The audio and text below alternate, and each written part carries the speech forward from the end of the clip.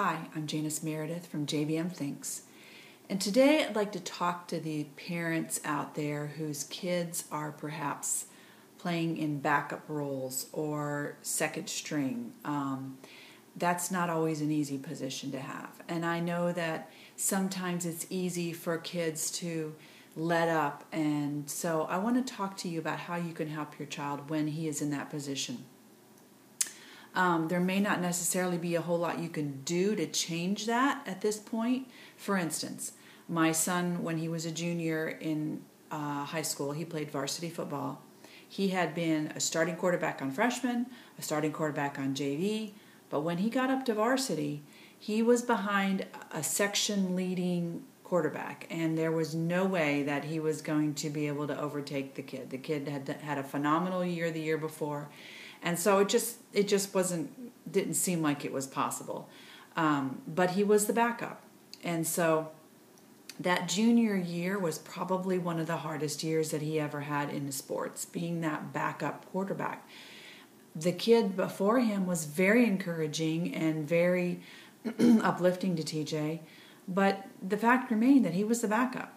And so that whole year, he came this close to quitting on more than one occasion because he felt, why am I doing all this hard work for nothing? I'm not hardly getting on the field except when we're up by a lot of points or when, but we kept telling him, your position is so important. And so I think that that's something that you can help your child with when they are in that backup position. And there's 3 things specifically that I think you can do to help them and to talk to them about. Number 1, encourage them to stay tuned in the game. I think it's so easy for kids when they're on the sidelines, pacing the sidelines, to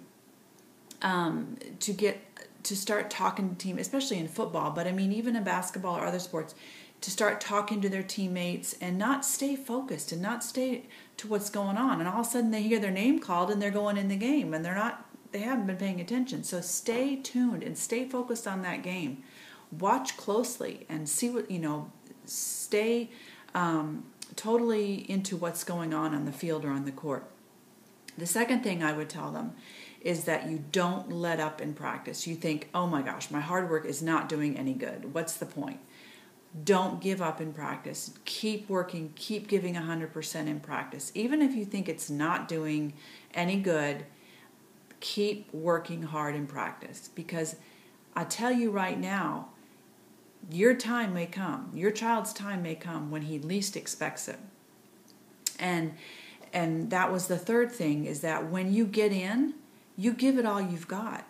Our son also had a backup role on the basketball team as a junior in high school. He was a junior basketball varsity player, and he was a bench player, not a starter. And there was some games when he got in for maybe just a few minutes in the whole game.